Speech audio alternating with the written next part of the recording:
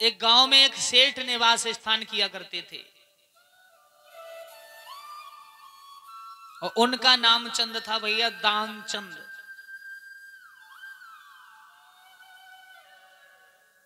इंसान के अंदर यथा नाम तथा गुण भी होने जरूरी है। जो इंसान भगवान का भजन करता है लोग तभी तो उसे भगत जी कहते हैं। अब उनका नाम तो दानचंद था लेकिन कंजूस बहुत थे।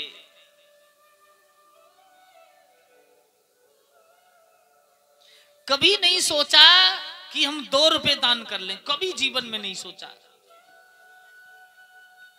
सेठानी कहती थी गंगा नहाने चले जाओ, दादा कहते थे गंगा नहाने जाऊंगा, प्रसाद लेना पड़ेगा, नहाऊंगा, कोई पंडा मिल गया उसे भी देना पड़ेगा, इसलिए मैं गंगा नहाने ही नहीं जाता। अब भगवान की कृपा से एक दिन सोमवती अमावस्या आ गई और सोमवती अमावस्या के दिन सेठानी बहुत पीछे पड़ गई। बोले आज तो तुम गंगा नहाने जरूर जाओगे। दानचंद सेठ जी बोले बिल्कुल नहीं जाऊंगा। बोले जाओगे? बोले नहीं जाऊंगा। देखा कि आज सेठानी बहुत नाराज है, जाना पड़ेगा।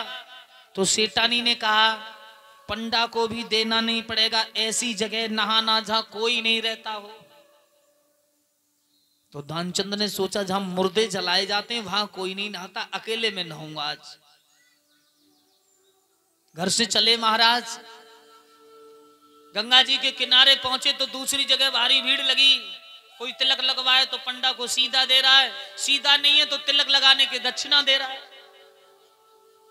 सैकड़ों पंडा बैठे, अरे भैया आशीर्वाद दे रहे हैं। दानचंद बोले बिना पैसा के तो यहां आशीर्वाद भी नहीं, और मैं धेला खर्च करने वाला नहीं। दानचंद ने देखा दूसरी जगह मुर्दा घाट है और दानचंद मुर्दा घाट पर गए। जल्दी जल्दी कपड़ा उतारे, सोचने लगे इसमें डुबकी लगा लूं और वापस भाग चलूं। लेकिन भगवान को यह मंजूर नहीं था। भगवान ने सोचा दानचंद आज तुम गंगा नहाने आ ही गए तो बिना दान लिए हम तुम्हें जाने ही नहीं देंगे। दानचंद वस्त्र उतारे और मुर्दा घाट पर एकदम अंदर घुसे, डुबकी लगाई और भगवान एकदम पंडा के रूप में वहीं प्रकट हो गए। दानचंद ने मुड़ के देखा कोई देख तो नहीं रहा, तो भगवान खड़े, जय हो यजमान की जय हो। दानचंद बोला ये पंडा तो यहां भी आ गया।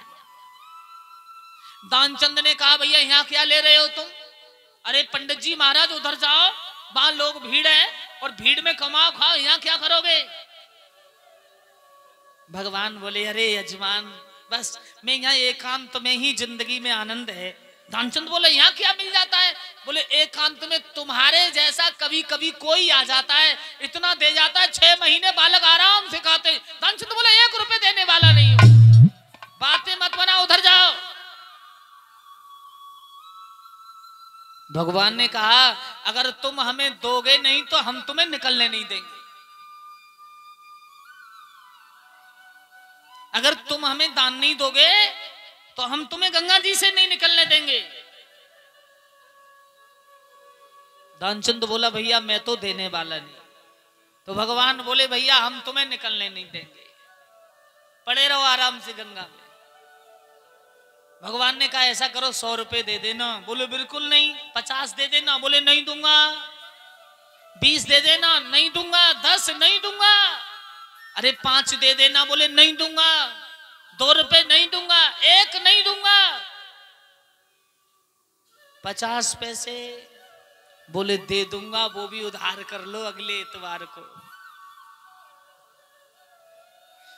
भगवान ने कहा इतवार की तो छोड़ो, अगर तुम्हारी जेब में नहीं तो घर से ले लूं। हाँ बोले घर दे दूंगा। निकल के बाहर आओ। घर दौड़ा, पत्नी से कहा अगर धोखे से भी कोई अगर पंडा द्वार पर आ जाए तो ये कह देना कि दानचंद यहां नहीं है। या फिर ये कह देना उनकी तबीयत खराब है। महाराज दानचंद घर पहुंचे और उधर भगवान थोड़ी देर बाद दरवाजे पर प्रकट हो गए। अरे भैया दानचंद। पत्नी बोली ये तो आ गया। तो दानचंद बोले ये कह दे उनकी तबीयत खराब है। पत्नी निकल के आई, थोड़ा चेहरा सुस्त किया और एकदम जवाब दिया, अभी अभी गंगा नहा के आए थे, उनकी तबीयत खराब हो गई। भगवान बोले वाह वाह, यजमान की तबीयत खराब हो और हम बिना यजमान को देखे चले जाएं, कह दो वो अंदर आ रहे हैं। पत्नी बोली यहीं खड़े रहो, पूछ के आती हूँ। पत्नी दौड़ी दौड़ी गई। अब ये कह रही है कि अंदर आ रहा हूं। दानचंद बोला ये कह देना मर गया। पत्नी बोली रोना तो आता है नहीं, बोले झूठे आंसू बना लो। पत्नी एकदम झूठे आंसू लगाए, कहने लगी महाराज वो तो अभी अभी मर गए।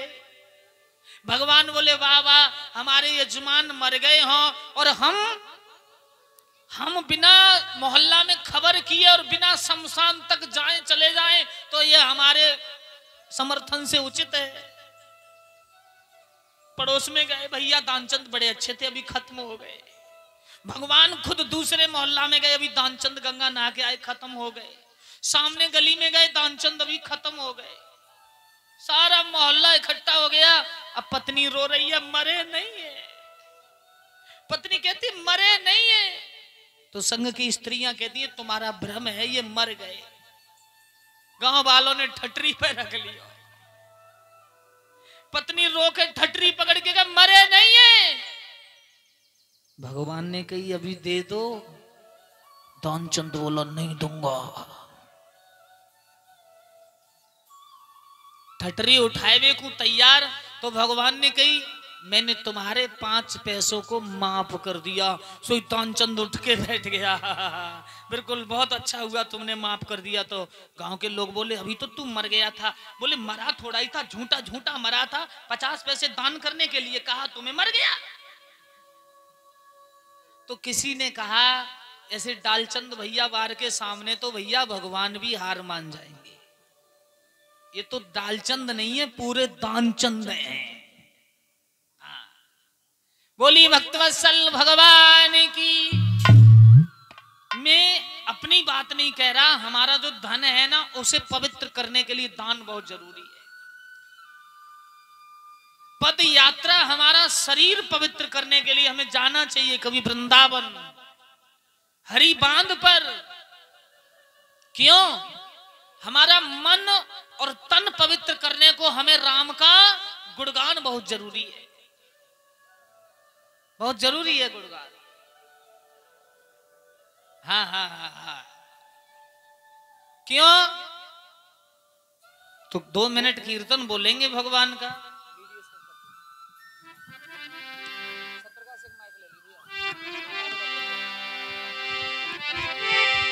हरे राम